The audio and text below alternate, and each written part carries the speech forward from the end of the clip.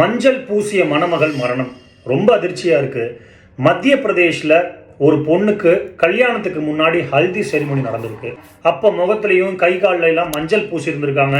சில நிமிடங்கள்லேயே அரிப்பு ஏற்பட்டிருக்கு. கை கால், முகம், உதடெல்லாம் வீங்கிருக்கு. மூச்சு திணறல் ஏற்பட்டிருக்கு. சில மணி நேரங்கள்லேயே சிகிச்சை பலன் இல்லாமல் இறந்துட்டாங்க. மஞ்சள் தடவுனால ஒரு பொண்ணு இறந்துட முடியுமா? கண்டிப்பாக இல்லை. அப்படி இருக்க வாய்ப்பு இல்லை. ஏன்னா காலங்காலமாக நம்மெல்லாம் மஞ்சள் தானே தடவிட்டு இருக்கோம். அப்போ எதனால அந்த மரணம் ஏற்பட்டிருக்கும் அப்படின்னா கலப்படம் செய்யப்பட்ட மஞ்சள்னால ஏற்பட்டிருக்கலாம். இன்னைக்கு நம்ம பெரும்பாலும் நம்ம பயன்படுத்தி கொண்டிருக்கிற மஞ்சள் சுத்த மஞ்சளே இல்லை, எல்லாமே கலப்படம்.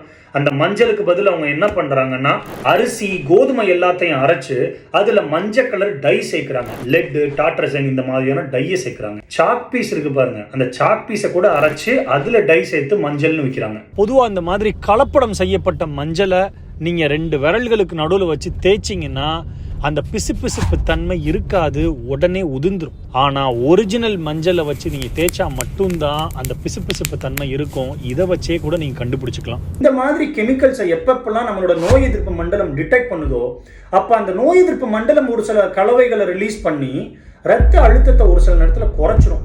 மூச்சு திணறல ஏற்பட்டுரும். ஒரு சில நேரத்தில் அனஃபிலாக்டிக் ஷாக் அப்படின்னு சொல்லுவாங்க. ஒரு ஷாக் நிலைமைக்கு போய் அவங்க இறந்தே போயிடலாம். அதனால இது சுத்த மஞ்சள்னால ஏற்பட்டிருக்க வாய்ப்பு இல்லை, கலப்பட மஞ்சள்னால ஏற்பட்டிருக்கலாம். நன்றி.